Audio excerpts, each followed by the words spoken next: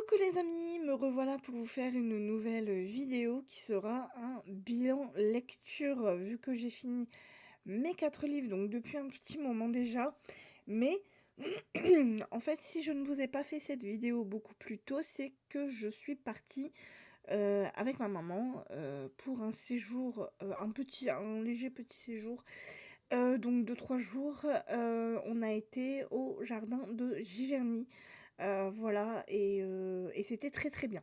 Alors j'aurais voulu vous faire voir, les photos pardon, dans cette vidéo, mais comme je n'ai pas de logiciel, fait pour, et je n'arrive pas à en trouver un, assez simple à utiliser pour vous faire, voir, les photos, que j'ai prises lors de ce petit séjour. Du coup, vous ne les verrez pas.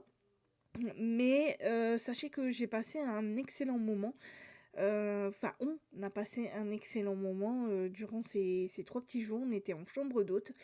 On est parti du mercredi et on est revenu donc vendredi en fin de soirée. Et c'était vraiment très très bien. C'est la première fois qu'on allait dans ce petit village donc de Giverny. J'avais lu le livre de Michel Bussy, Les Nymphes et un Noir, et en fait, c'est ce livre qui m'a fait découvrir ce petit village. Et je me suis dit, un jour je le visiterai, j'en avais parlé à ma mère, et normalement, donc à la base, on aurait dû le visiter beaucoup plus tôt que ça, quelques années, 2 ans avant. Mais en fait, donc la première année où ma mère avait réservé pour nous, donc elle, mon père et moi, en fait, elle avait réservé à la mauvaise période. Donc en fait, elle avait tout annulé. L'année passée, normalement, on aurait dû y aller, mais malheureusement, mon père est décédé. Donc ça a fait beaucoup. Et donc, bah, du coup, cette année, là, ma mère avait réservé et là, on y a été donc malheureusement à 2. Mais on a quand même passé un très bon moment. On a été en chambre d'hôte, on a été très bien accueillis. Tout s'est très bien passé. Donc le mercredi, on a eu une journée de pluie. Mais après, le jeudi, quand on s'était vraiment bien installé dans la chambre d'hôte, on a eu un soleil magnifique. Ça a été vraiment très agréable. Donc il y a beaucoup, beaucoup de touristes dans ce petit village. Voilà. Et après, donc le vendredi, donc on est reparti. Et on a été dans un autre petit village. Alors, on n'a pas vraiment visité l'autre petit village qu'on voulait visiter, donc c'était Veules-les-Roses. Ma mère voulait le visiter. C'est pas très loin de Dieppe en fait. Et on aurait voulu le visiter, mais en fait, on est arrivé à la plage. Voilà, on est arrivé sur une plage, on est arrivé dans le village. Ma mère comment dire, avec la voiture, donc la voiture, on a été tout en haut du village parce qu'on pensait que c'était là le centre-ville, mais en fait, on est arrivé à la plage. Et du coup, bah, comme il était assez tard, ma mère et moi, on s'est garés. Et il y avait un restaurant, donc en face, pile en face de la mer. Et donc, on a pris des photos avant d'aller manger. Donc, on a mangé. Et puis après, on est reparti. On voulait visiter le village, mais au moment où on est arrivé dans le centre-ville, on était un peu à l'extérieur. Et on a voulu se garer, mais on n'arrivait pas à trouver de place. Et comme on était assez crevés de notre séjour, ma mère, elle a dit, écoute, tant pis, on va repartir, c'est pas grave. On n'aura pas visité le village à proprement parler, on n'aura été vu qu'à la plage, en fait. Voilà. Mais c'était vraiment très très beau quoi. La plage, en plus on a vu les falaises, il y avait vraiment des falaises. C'est un village qui est en flanc de montagne. Enfin en flanc de falaise plutôt, parce que c'est pas vraiment des montagnes. C'est plutôt en flanc de falaise et c'était juste magnifique. Avec la mer et tout, c'était vraiment très très beau. Et voilà, et donc on est reparti et ma mère voulait faire le Cap Green et le Cap Lornay, on n'a pas pu le faire parce qu'il était beaucoup trop tard. On a été jusqu'au Tréport et puis après, bah, on est rentré tranquillement à la maison, le temps qu'on rentre. On est rentré relativement tard quand même, vers 6 heures, donc après le temps qu'on mange tout ça, qu'on défasse un peu les affaires, et puis, aujourd'hui, donc samedi, on a été faire les courses ce matin, donc c'était assez fatigant. Là, du coup, on va se reposer cet après-midi, donc c'est pour ça que je vous fais cette petite vidéo. Je me suis dit, autant vous la faire maintenant, comme ça fait un moment que j'ai fini mes livres, ma palle de 4. Et voilà et comme ça, au moins, je me suis dit: «Je vous la mets sur internet, vous la regardez et puis comme ça, après, j'aurai le temps de lire, ma nouvelle palle que je me suis créée et dont je vais vous faire voir». Voilà. Donc pour, ce bilan lecture, si vous me suivez, vous savez à peu près les livres que j'ai lus. Voilà, je trouve que j'ai un rythme de lecture vraiment, très, très bon en ce moment. Je dévore mes livres, je lis pas mal de pages, donc je suis très, très satisfaite. J'en suis déjà à ma, 8e, lecture de ce mois-ci, enfin ou ma neuvième. Là, j'ai commencé ma neuvième et j'en suis à 8 livres ce mois-ci, j'en suis très contente, voilà. Donc, je vais vous présenter donc mes 4 livres que j'ai lus. On va commencer par le livre, le dernier, Morgane Moncomble, donc Un été pour te retrouver, c'est, le tome, 4 du tome des saisons. Voilà, donc j'ai lu, ce dernier tome, qui va nous parler, de, Jasmine, voilà, qui est notre dernière protagoniste. Donc nous sommes en été, bien évidemment.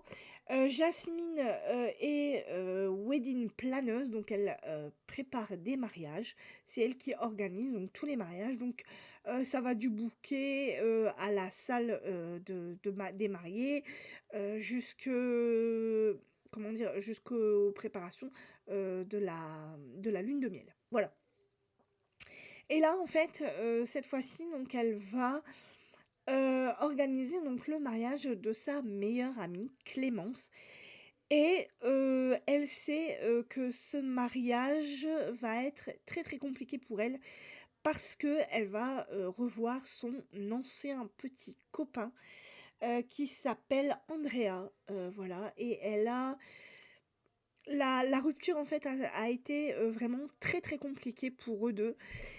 Parce qu'ils se sont alors déjà, Jasmine et Andrea se sont connus très, très jeunes, voilà et comment dire?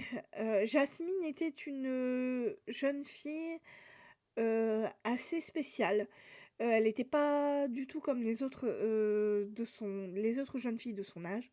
D'ailleurs, elle était pas très, très aimée, par, les filles, de sa comment dire? De son école. Voilà, elle avait que Clémence, en meilleure amie. Parce que, Jasmine en fait, comment dire?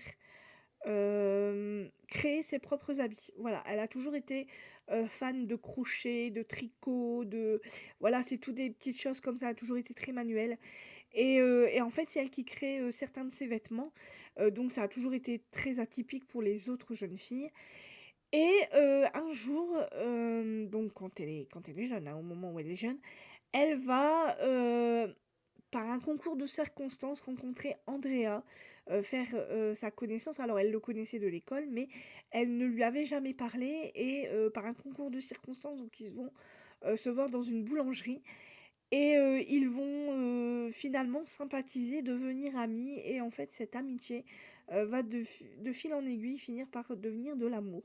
Sauf que donc au fur et à mesure donc ils vont grandir, ils vont, finir leurs études, sauf que tous les 2 n'ont pas la même approche des, études. Jasmine est très elle réussit, dans tout ce qu'elle fait, voilà, elle sait où elle veut aller, elle est très bonne à l'école et cetera.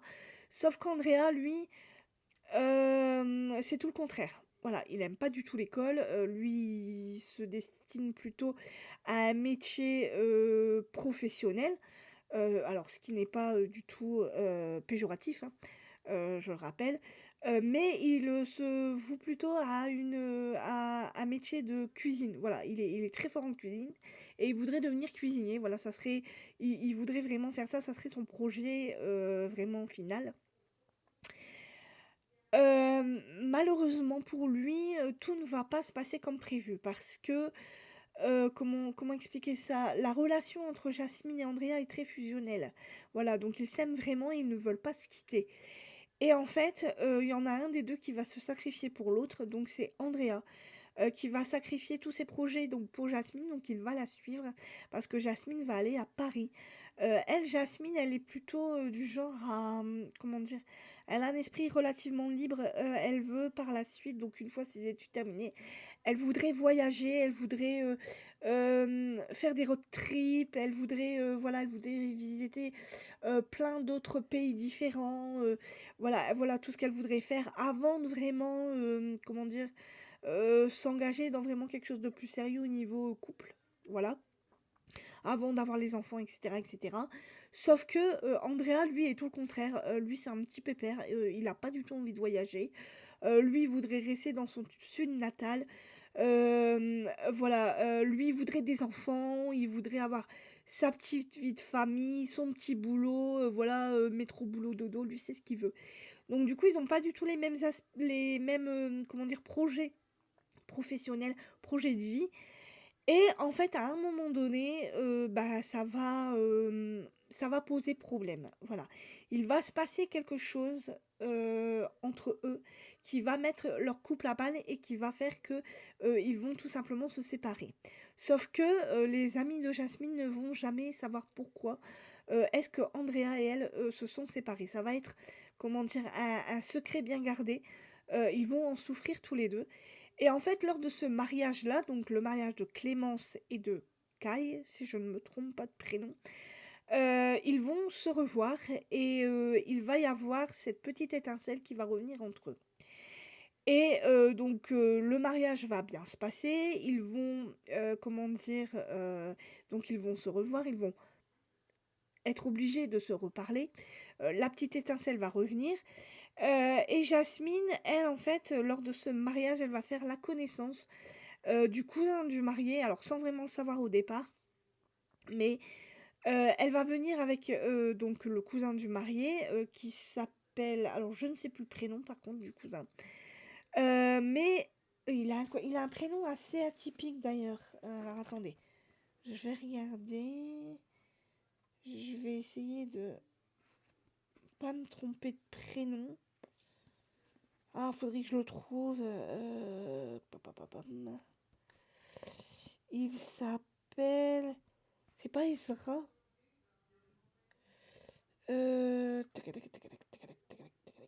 Bah alors. Si, Ezra, voilà, c'est ça.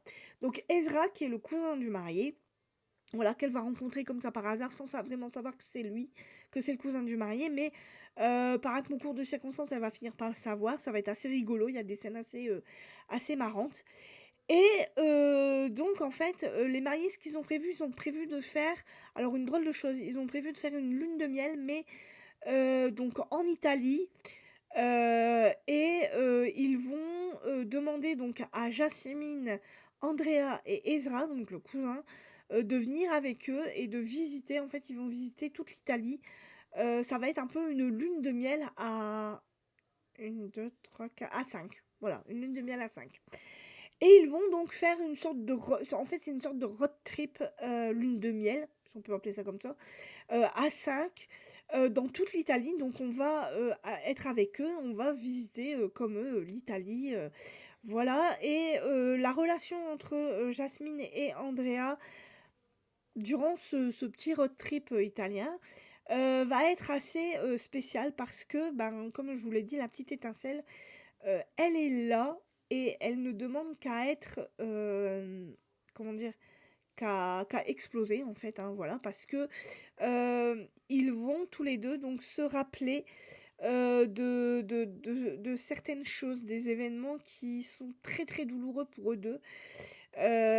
Et voilà, et donc ça va donner, des moments émouvants. Il va y avoir aussi des moments, de rigolade. Va y avoir aussi des moments assez spéciaux. Il y a un moment aussi que j'ai beaucoup aimé, c'est le moment, où, donc Andrea, Ezra et Jasmine vont devoir faire de l'autostop et ça va être une situation, mais alors mort de rire. C'est la situation que j'ai préférée dans ce livre parce que c'était vraiment, mort de rire. Et donc on se demande, nous, en lisant comment dire? Ce livre-là, moi je me suis demandé, je me suis dit, mais est-ce qu'ils vont se remettre ensemble, donc Jasmine et André là? Et euh, l'autrice a décidé, euh, comment dire, d'aller vers comment dire, une direction dont je m'y attendais, hein. Je voulais qu'elle aille dans cette direction-là. Et heureusement qu'elle l'a prise parce que j'aurais été vraiment déçue si elle ne l'avait pas prise. Mais c'est comment dire, une direction qui ne m'a pas absolument pas étonnée et dont j'en suis très contente. Voilà, franchement, ce livre se termine d'une façon très très bien. C'est vraiment nickel, ça a été vraiment nickel pour moi. J'ai vraiment beaucoup aimé cette lecture, surtout le moment où on comprend l'événement qui a bouleversé le couple de Jasmine et Andrea. Voilà, il y a un événement qui a complètement cassé leur couple. Voilà. Et ils ont mis beaucoup de temps à s'en remettre tous les deux de cet événement tragique. Euh, et donc nous, on va vivre cet événement parce qu'on va aussi aller, alors on va être autant au présent qu'au passé parce qu'on va vivre le passé de Jasmine et le passé d'Andrea, comment ils ont vécu cet événement tous les deux, de leur point de vue à eux en fait, tout simplement. Et moi j'ai trouvé ce moment très touchant, très sensible et j'ai vraiment beaucoup aimé, voilà. Même si j'avoue que ça n'a pas été un coup de cœur pour moi ce livre, j'ai vraiment beaucoup aimé la façon dont l'autrice a dirigé ses personnages, comment dire, même les paysages d'Italie, les visites que je vais y arriver, les protagonistes ont fait. Tout ce petit road trip en Italie, moi c'était vraiment très intéressant, surtout que je ne connais pas l'Italie personnellement, donc j'ai vraiment beaucoup aimé les endroits qui ont été visités par les protagonistes. Voilà, et ça a été vraiment une très très belle histoire et ça finit vraiment bien. Voilà, j'ai vraiment beaucoup aimé et je suis très contente d'avoir terminé cette série donc de Morgane Moncomble et cette série des saisons en fait, hein. Voilà. Donc si vous n'avez pas encore lu ce livre-là, n'hésitez pas parce que ça vaut vraiment le coup. Voilà. Donc si vous aimez les histoires d'amour et aussi, mais il n'y a pas que ça, il n'y a pas que de la romance, il y a aussi des thèmes vraiment très, des thèmes assez, comment je pourrais expliquer ça? Des thèmes assez tragiques rajoutés dans ce livre-là. Euh, et je trouve que ce sont des choix très judicieux de la part de l'autrice. Voilà, dans ces quatre livres en fait. À chaque fois, elle met vraiment. Il n'y a pas que de la romance. Il y a aussi des thèmes vraiment très touchants à aborder. Et je trouve que c'est de très très beaux thèmes qu'elle a mis dans ses livres. Voilà, donc si vous aimez Morgane Moncomble et que vous n'avez pas encore commencé à lire cette saga, n'hésitez pas du tout parce que un ce sont de très bons romans. Voilà. Donc, Morgane Moncomble, Un été pour te retrouver aux éditions Hugo Roman. Et donc, c'est le tome 4 des saisons. Ensuite, donc, je me suis lancée dans toute autre chose vu que j'ai lu le livre de d'Ariel Holtz, Reborn, le tome 1, tir aux éditions Gulf Stream. Gulf, je sais pas comment on dit. Gulf Stream, éditeur. Alors, dans celui-là, on est dans un tout autre, comment dire, dans un tout autre thème. Nous sommes dans de la mythologie nordique. Alors, je dois avouer que j'ai eu pas mal de... Alors, j'ai eu beaucoup de mal avec ce roman au départ.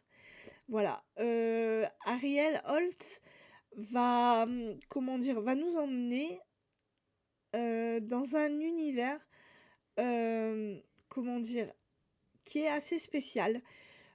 Alors, j'ai déjà lu de la mythologie nordique avec, je vais pas retrouver son nom, Jordan, je crois, Jordan Guild, si je, Guild, si je ne me trompe pas de prénom. Je crois que si, mais enfin bref. Et j'avais très peur de lire ce livre parce que je me demandais qu'est-ce qui pourrait rajouter de plus que ce que j'avais déjà lu. Et j'ai vraiment été très étonnée. Alors, ce livre est fait en 3 parties, voilà. Donc on a une première partie où on fait la connaissance de nos protagonistes, donc de nos 3 protagonistes. Donc on va être avec Cyr, donc qui est ce personnage-là, là, le petit blond aux yeux bleus, voilà, et de Elle, qui est cette jeune fille-là avec la petite cicatrice là sur son œil. Tous les deux, avec Bragi, ont un qu'on ne voit pas ici, hein, là ici ça n'a rien à voir. Bragi sont 3 jeunes donc vikings, hein, de la voilà, sont 3 jeunes vikings et ils ont sur eux la marque des Reborn. Voilà, ils ont des runes sur leur sur comment dire, sur leur peau. Voilà, ils ont été marqués de ces runes et ces runes là, leurs différentes runes, voilà, ont une signification. Ces runes ont des pouvoirs, ont les pouvoirs des dieux, voilà, qui sont, comment dire, qui sont morts depuis plus de 200 ans, si je ne me trompe, depuis 2 siècles. Voilà. Les dieux sont morts depuis, donc les dieux vikings sont morts depuis 2 siècles. Et en fait, grâce à ces jeunes gens-là, qui ont des runes, qui ont différentes runes, je vais y arriver, ils ont le pouvoir, s'ils le veulent, de ramener donc les dieux morts à la vie. Voilà. Et c'est ce que va leur inculquer la prêtresse de leur village. Voilà. Mais malheureusement, leur village va être à un moment donné attaqué. Et donc, Tyr va devoir s'enfuir pour pouvoir tout simplement rechercher d'autres hommes et femmes qui ont aussi des runes pour pouvoir tout simplement remettre, alors s'ils le veulent bien d'ailleurs, pour comment dire, ramener les dieux à la vie. Sauf que durant son périple, il va arriver pas mal de choses à Tyr. Voilà, il va arriver. Alors, je sais pas si c'est dans un autre monde. C'est même pas dans un autre monde, c'est dans une autre. Je dirais dans une autre région. Voilà. Il va atterrir dans une autre région et il va faire la rencontre d'autres peuples, d'autres villages, d'autres personnes, amis ou ennemis. Voilà. Donc, qui vont devenir soit amis, soit ennemis. Et il va devoir, toujours est-il qu'il va devoir, comment dire? Rester en vie parce que, certaines personnes ne veulent pas, que du bien, de lui. Donc il va devoir, se fier à son instinct pour essayer, de remplir, si on veut, sa mission et sa mission, c'est de rester en vie et de rechercher donc ces 24 hommes et femmes dispersés un peu partout pour ramener ces dieux nordiques à la vie. Donc quand je vous dis des dieux nordiques, je veux vous dire genre Thor, Odin, Loki, etc., etc. Voilà. Donc on va faire connaissance avec ces jeunes gens qui ont des idées différentes, voilà, et qui vont essayer de tirer les meilleures cartes pour pouvoir survivre dans un monde hostile, dans un monde où des jeunes gens ne vont absolument pas hésiter à les tuer pour pouvoir avoir leur pouvoir, tout simplement, pour pouvoir avoir leur rune. Parce que la légende dit que à chaque fois que comment dire, une personne qui a une rune meurt, si cette personne va comment dire, expirer, donc donner son dernier souffle, si cette personne a été tuée par un autre qui a une autre rune, cette rune lui reviendra à lui. Et si ou si cette personne est morte de vieillesse. Donc la rune qu'il a sur lui, comment dire, atterrira sur un nouveau-né. Voilà, qui grandira avec cette rune, etc., etc. Enfin, c'est assez, voilà, c'est assez complexe comme monde. C'est assez, ouais, c'est. Il y a eu des moments où je me suis sentie perdue. Parce que, c'est un monde vraiment très étrange que qu'Ariel Holtz nous dépeint et j'ai vraiment cru que j'allais l'abandonner, mais quand je suis arrivée, à la fin, presque à la fin de la deuxième partie et que j'ai commencé la troisième partie, c'est à partir de ce moment-là, hem, que j'ai plus voulu lâcher le livre, en fait, voilà. Faut vraiment s'accrocher, quand on lit ce livre. Pour ceux qui ont pas vraiment l'habitude avec comment dire? Avec, les la mythologie nordique, faut vraiment s'accrocher parce que, au final, ça vaut vraiment le coup et moi, j'ai fini par, dévorer, ce bouquin, jusqu'au bout, parce que j'ai vraiment beaucoup aimé, la façon dont, Ariel Holtz, bah, dirigeait ses personnages. Je voulais vraiment en savoir plus en plus. J'adorais, le personnage de Tyr, même les autres personnages, hein, c'était vraiment des personnages très intéressants. C'est vraiment, on voit vraiment comment est-ce que les Vikings vivaient avant et leur, comment dire? Leur quête de territoire, la façon dont ils dirigeaient, leurs clans, leurs différents clans. Voilà, donc on va voir tout ça dans ce livre, plus le côté magique, le côté, donc soit on comment dire? On réveille les anciens dieux, soit on les laisse là où ils sont et on comment dire? On souhaite aller vers d'autres religions, voilà et c'était vraiment, très, très intéressant. Voilà, j'ai vraiment beaucoup aimé. Donc, si vous aimez, la mythologie nordique et que vous avez envie, d'en savoir un peu plus sur, l'auteur, donc Ariel Holtz, n'hésitez pas parce qu'il a une très belle plume.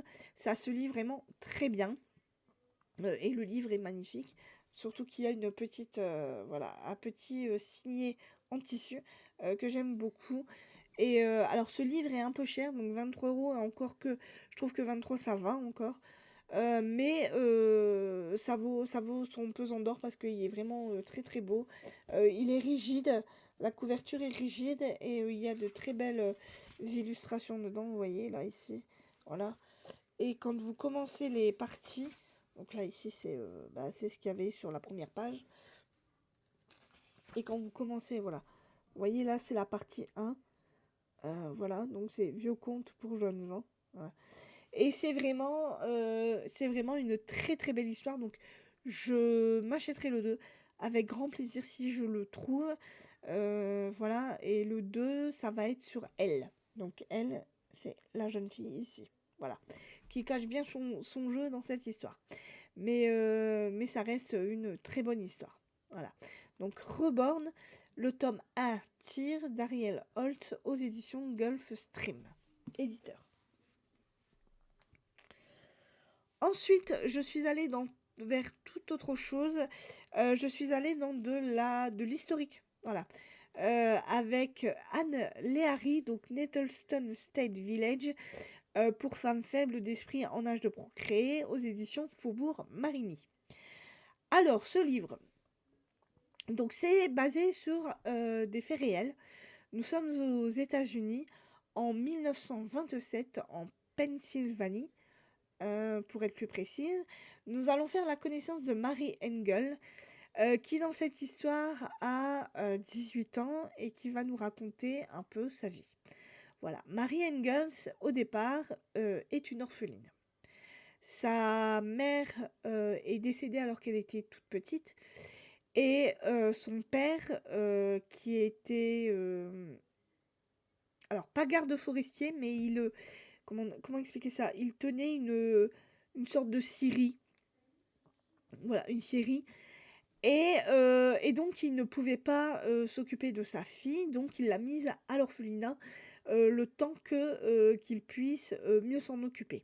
Voilà, à un moment donné, vers, l'âge de 12 ans, il me semble, 10-12 ans, Il est venu la rechercher, à l'orphelinat pour, la donner donc à sa tante Kate, chez qui elle a vécu pendant, quelques années, donc jusqu'à ses 18 ans en fait, voilà.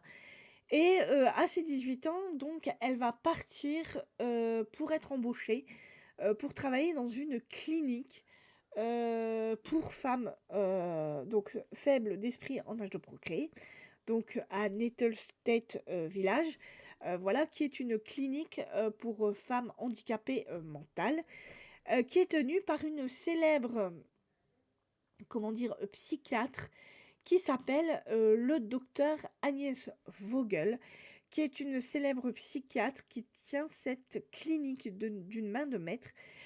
Et en fait, Marie, pardon, Marie va, tomber en admiration, devant ce docteur, donc le docteur Agnès Vogel, et elle va vouloir à tout prix, travailler, dans sa clinique. Donc elle va être prise en tant que, dactylographe, sté sténographe, sténo dactylo sténodactylo, voilà. Elle va, devenir donc sténodactylo dans cette, clinique, et pour, tout simplement pour, taper le courrier, d'une des employées, voilà, c'est pas, comment dire? Ça va être la pas la secrétaire du docteur Vogel, mais la secrétaire d'une autre, alors je sais pas si elle est médecin ou quoi au caisse, mais en tout cas, elle va être, la secrétaire d'une autre employée, hein, d'une collègue de madame Vogel. Voilà. Et en fait, au fur et à mesure des jours, elle va se rendre compte qu'il y a quelque chose qui cloche dans cette clinique. Déjà, elle va, comment dire? Un jour, elle va, se rendre compte qu'elle connaît, une des patientes, de cette clinique, et ça va, lui faire bizarre parce que en fait, elle va se rendre compte que la fille, qu'elle reconnaît donc dans cette clinique, n'est pas du tout, bah, elle n'est pas du tout handicapée mentale, en fait, et ça l'étonne de la voir dans cette clinique. Du coup, elle va commencer tout doucement à se poser, de réelles questions, donc par rapport au docteur Vogel, et par rapport, donc aux patientes, qu'il soigne, dans cette fameuse clinique, hem, pour soi-disant, soigner des femmes faibles d'esprit. Et donc elle va essayer de rentrer en contact avec, comment dire? Son ancienne, comment dire? Camarade, d'orphelinat, si on peut dire ça comme ça, voilà. Et en fait, donc son ancienne camarade va lui avouer, à demi-mot, ce qui se passe, dans cette clinique, et elle va lui dire pourquoi est-ce qu'elle a atterri dans cette fameuse clinique, et c'est à partir de ce moment-là qu'on va, se rendre compte de l'envers du décor, qu'on va se rendre compte de, comment dire? De toute cet écran de fumée, que le docteur Vogel essaye d'instiller, voilà, par rapport à ses employés, et puis, par rapport aussi aux gens du village, qui n'est pas loin, de Nettleton, je vais y arriver, et voilà, et donc ça va être à Marie, de, comment dire? De, grâce, voilà, elle va réussir à, à avouer au monde, ce qu'il se passe dans cette clinique grâce à un journaliste. Après, comment est-ce qu'elle rencontre ce journaliste? Ça sera à vous de le découvrir. Mais en tout cas, ce que je peux dire, c'est que, j'ai bien aimé cette histoire. Voilà, j'ai bien aimé, ouais. Ça a été une bonne histoire, même si je trouve que au départ, Marie est assez naïve et fort naïve, hein. Bon, elle a 18 ans, on est en 1927, donc en fait, elle croit tout ce qu'on lui dit sans forcément chercher à comprendre. Sauf que à un moment donné, elle va se rendre compte que ce qui se passe, bah, c'est pas normal, et hem et du coup, elle va tout faire pour essayer de sortir, ces jeunes femmes, qui ne sont absolument pas faibles d'esprit, du pétrin dans lequel elles se trouvent. Et voilà, et donc elle va tout simplement faire les bonnes rencontres. Elle va oser, voilà, oser tourner le dos au docteur Vogel. Et ça va pas être une mince affaire pour elle de faire ça. Et ça a été une très bonne histoire. Il faut savoir que l'autrice Anne Léhary comment dire, a raconté cette histoire, donc qui est basée, comme je vous l'ai dit, sur des faits réels. Alors c'est pas vraiment elle a, comment dire, elle a pris certains faits qui étaient l'histoire de sa grand-mère, voilà, qui a atterri comme employée dans une clinique comme celle-là, voilà, qu'elle raconte. Et voilà. Et donc, grâce à l'histoire de sa grand-mère, elle a, comment dire, euh, elle s'est basée sur ces faits réels-là et elle en a fait une histoire, voilà, totalement un peu différente. Elle a pris des faits réels et puis en changeant le nom des gens, bien évidemment. Et voilà, et elle en a fait cette histoire historique-là. Et comment expliquer ça? On ne se rend pas compte de tout ce qui de tout ce qui se passait à cette époque-là, dans ces cliniques-là, qui voulaient, ben, tout simplement faire croire à des choses qui n'étaient pas réelles. Et, et, et voilà, et si on est un petit peu naïf et si on est un petit peu faible d'esprit, on peut éventuellement croire à tout ça. Voilà, on peut y croire. Et j'ai trouvé que c'était vraiment bien écrit, que c'était vraiment... euh, ouais, la plume de Anne Léhary est vraiment très belle. Elle raconte très très bien son histoire. C'est vraiment une très bonne histoire, tout simplement. Voilà. Donc si vous avez envie de lire une histoire basée sur des faits réels, n'hésitez pas parce que bah, ça vaut tout simplement le coup. Je suis très contente d'avoir lu ce livre depuis le temps que je voulais le lire et surtout l'avoir. Celui-là, je l'ai eu, pardon, au salon du livre de Neulémine. Je suis tombée dessus et j'ai dit cette fois-ci, je me l'achète parce que ça faisait un moment que je le voulais. Et voilà. Et donc, je ne suis absolument pas déçue de l'avoir lu, de l'avoir acheté, etc., etc. Donc, n'hésitez pas, si vous aimez les histoires historiques, voilà, je vous le conseille. Donc, Nettleton State Village pour femmes faibles d'esprit en âge de procréer, d'Anne Léhary, au Faubourg Marigny. Je vais y arriver. Et ensuite, donc, en dernière lecture, donc, j'ai lu le second livre de Karine Pitouchi, donc Murder Party au manoir, un Cozy Christmas Mystery. Donc, c'est le tome 2 aux éditions Robert Laffont dans leur collection La Bête Noire. Donc, souvenez-vous, j'avais lu Cozy Christmas Mystery, donc retour à Sainte-Marie-Île. Donc là, on retrouve exactement les mêmes protagonistes, donc Joanne, avec son... Comment dire son meilleur ami, donc Laurie, qui vont revenir dans cette histoire. Alors, Joanne va, cette fois-ci, offrir donc à son neveu Alex, je vais y arriver, une surprise donc pour Noël. Elle veut lui offrir une sorte de... Ah, oui, une sorte de murder party, voilà, cherchez.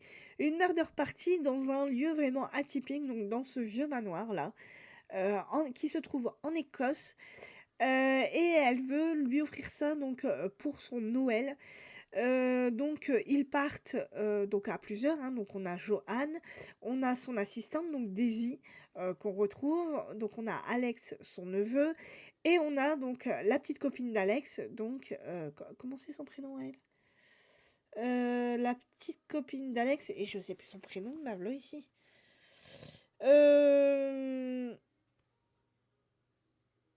Ah, comment c'est? J'ai un doute. Ah oui, j'ai les personnes là. Alors attendez, hein, que je vous les trouve. Adélia, voilà, cherchez. Donc on a la petite amie d'Alex, Adélia. qui donc ils partent à 4, ah non même à 5 avec Jack, donc un des voisins, de Joanne, à Sainte-Marie-Île. Donc ils vont partir, donc tous les 5 en train, même 6. Joanne, Jack, donc le voisin, de Joe, Daisy, oui, non, tous les 5, c'est bon, c'est ça. Donc tous les 5, pardon, je vais y arriver. Donc tous les 5, ils partent, donc en Écosse pour aller, dans ce manoir pour une murder party. Donc tout devrait absolument bien se passer, sauf que, il y a une énorme tempête de neige, qui va, comment dire? Qui va tomber, et malheureusement qui va bloquer absolument toutes les routes. Sauf que le problème, qu'on a, c'est que Laurie, doit retrouver, Joanne dans ce fameux manoir pour récupérer, sa chatte, voilà, qu'elle voudrait confier à Laurie, durant, ses vacances de Noël car, les animaux ne sont pas acceptés dans ce manoir.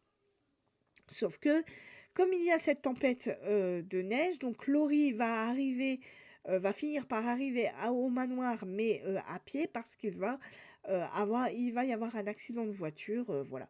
Donc il va devoir continuer, la route à pied pour arriver jusqu'au manoir. Le problème, c'est qu'il va être bloqué, donc aussi avec, Joanne et donc toutes les personnes, qui sont là pour faire cette fameuse murder party. Donc on a, une équipe de youtubeurs, voilà, je cherchais le prénom. Donc une équipe de youtubeurs, on a les propriétaires du manoir qui sont là, on a, une équipe de EJLF, donc ah! Un enterrement de vie de jeune fille, voilà. On a, donc des filles qui sont là pour un enterrement de vie de jeune fille, et on a, 2 personnes qui sont là, pour, bah, on sait pas trop pourquoi, mais ils sont assez étranges. Hem Et donc toute, cette fine équipe-là, je vais y arriver, je vais réussir à vous expliquer l'histoire, hein. Il y a pas de souci. Donc toute cette petite équipe est là au manoir, donc ils vont dormir là, ils vont rester, plusieurs jours pour faire cette fameuse murder party. Sauf que, durant cette fameuse murder party, il va y avoir un premier assassinat. Donc c'est une jeune fille ou c'est un jeune homme qui est mort? Tagadac, tagadac, tagadac, tagadac.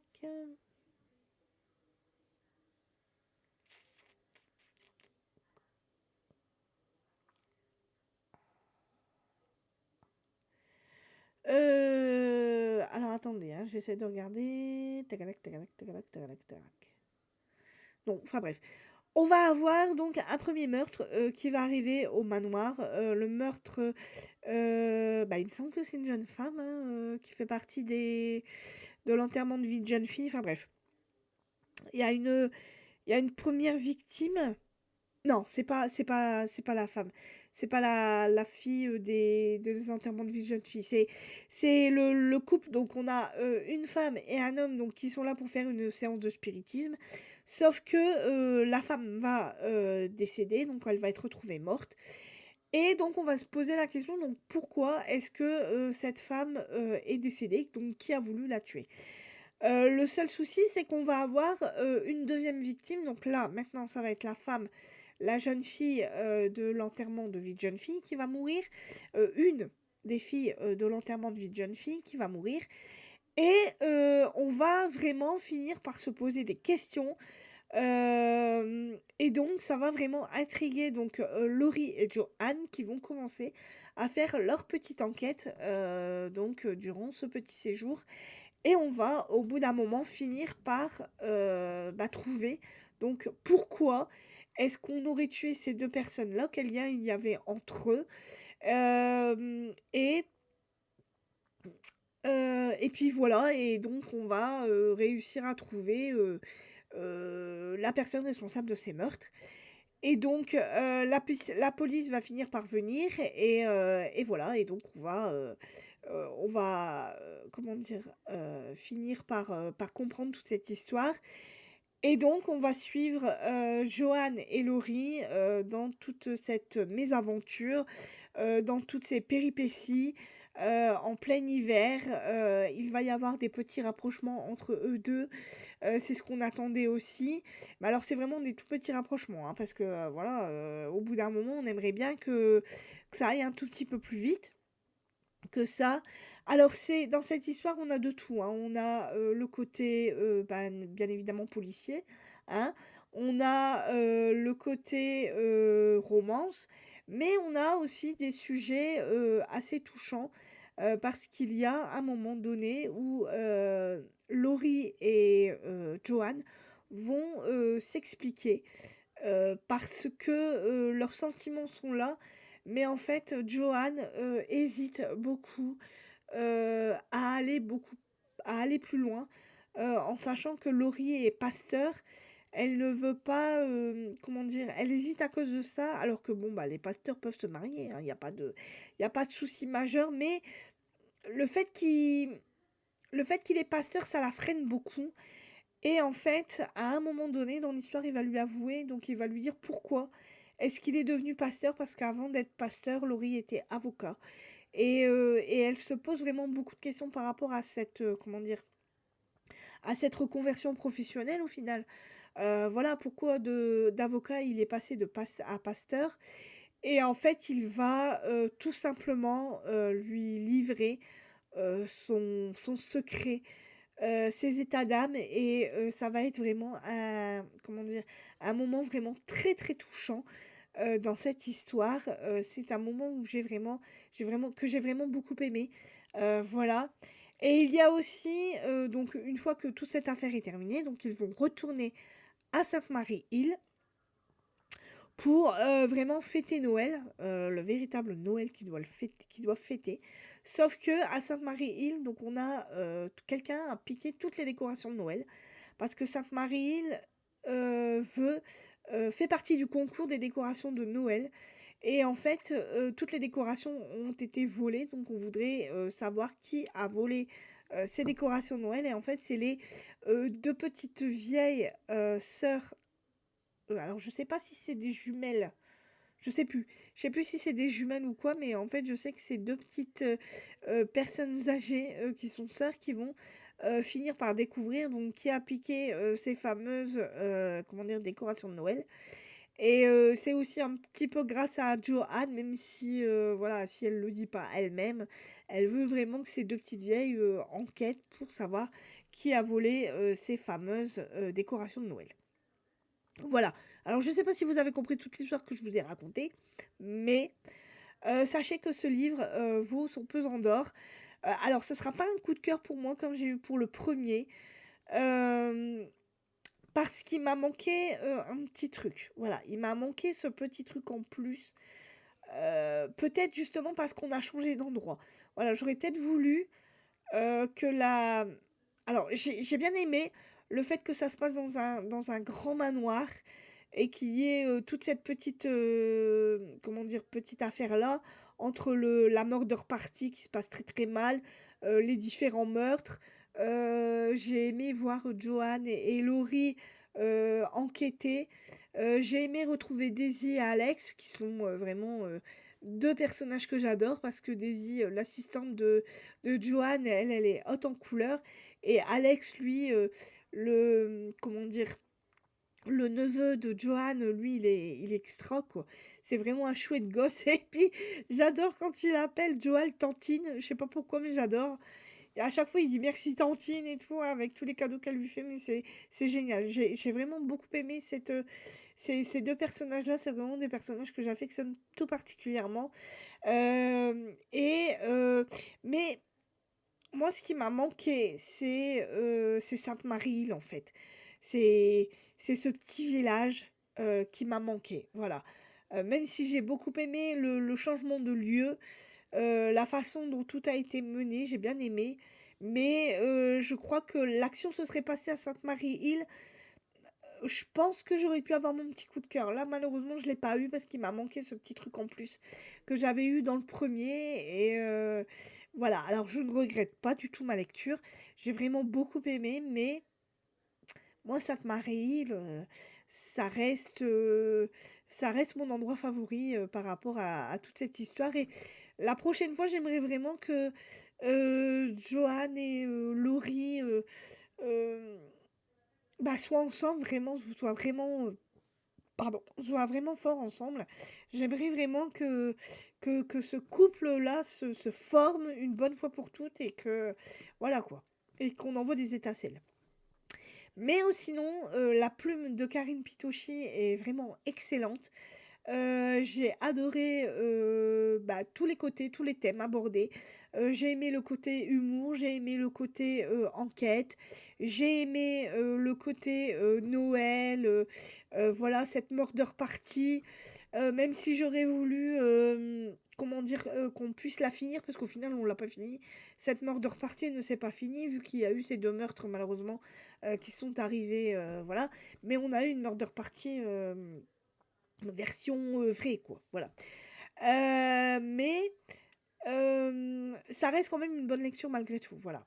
J'ai de toute façon moi j'adore les personnages, j'adore la plume de l'autrice, j'adore, ces petits moments cocasses, j'adore le côté romantique, j'adore le côté un peu plus, touchant, un peu plus, voilà, elle arrive à comment dire? À mettre des thèmes assez importants dans un, cosy mystery. Moi, j'aime bien, ce côté-là aussi, ça rapporte un petit plus, à cette histoire. Ce n'est pas qu'un cosy mystery, voilà, même s'il y a pas, le côté sang, le côté glauque, j'ai bien aimé quand même, ça a été vraiment une très bonne, proposition qu'elle m'a fait là et j'ai hâte, de lire le troisième tome parce qu'un troisième tome il y aura. Moi j'ai vraiment envie de savoir si Johan et Laurie vont finir ensemble, c'est tout ce que j'espère. Mais cette fois-ci, j'aimerais bien que ça se fasse à Sainte-Marie-Île. Voilà, j'aimerais vraiment une autre enquête à Sainte-Marie-Île. J'aimerais retrouver, l'ambiance de ce petit village, voilà. Donc si, vous connaissez, Karine Pitocchi, parce que Karine Pitocchi, c'est aussi, l'auteur, de alors attendez, hein, que je le retrouve. C'est aussi, l'auteur de la saga historique Les rêves de nos mères. Donc si vous connaissez, cette saga-là, et ben, n'hésitez pas à lire, ce bon, cosy mystery. Alors sachez que là c'est le 2, hein, voilà. Le un c'est vraiment, mystère, c'est, Cozy Christmas Mystery, donc Retour à Sainte-Marie-Île. Là, on est dans du, Cozy Christmas Mystery, donc Murder Party au manoir. C'est vraiment tout autre chose. Faut lire le premier avant d'avoir lu le deuxième, hein, comme ça vous comprenez la relation qu'il y a entre, Joanne et Laurie. Voilà. Heu, donc Murder Party au manoir, Cozy Christmas Mystery de Karine Pitocchi aux éditions Robert Laffont dans leur collection La Bête Noire. Voilà donc pour ce bilan lecture. Donc maintenant je vais vous présenter donc mes prochaines lectures. Donc je suis en train de lire à Marie-Bernadette Dupuis, donc Clara, le tome 1, La ronde des soupçons aux éditions Le Livre de Poche. Je ne suis vraiment qu'au début du livre. Ce livre fait un peu plus de 700 pages, même pas, si, 700 pages, c'est pas ce que je dis. Un peu plus de 700 pages. Alors pour le moment, j'aime bien. Voilà, même si alors je me demande, vers où, Marie-Bernadette Dupuis va m'emmener. Ça faisait longtemps que j'avais pas lu du Marie-Bernadette Dupuis. J'ai un petit peu de mal à m'y remettre, mais ça va aller, hein. Je pense que je vais vraiment beaucoup aimer comment dire? Cette histoire. Je vais y arriver. Voilà, surtout que ça se lit vite. L'écriture, voilà, comme vous le voyez, c'est une grosse écriture. Au début, j'ai eu un petit peu peur, mais non. Ça se lit tout seul. Voilà. Donc il y a celui-là. Ensuite, j'ai l'intention, de lire Jacaranda, de Gaël Faye aux éditions Grasset. Donc c'est, l'auteur de Petit Pays. Voilà, donc si vous avez lu Petit Pays, n'hésitez pas à lire celui-là. Je pense qu'il doit être bien. Ensuite, j'ai l'intention de lire David Joy, Les deux visages du monde aux éditions Sonatine. Et ensuite, donc, j'ai l'intention de lire le tome 2, Néo, Les deux châteaux de Michel Bussy aux éditions PKJ. Voilà. Donc voilà pour mes prochaines lectures, voilà pour mon petit bilan lecture, enfin mon grand quand même parce que on en est à 54 minutes. Bah, écoutez, voilà tout ce que j'avais à vous raconter, donc j'espère que vous, tout va bien, que vous passez un très bon début de week-end.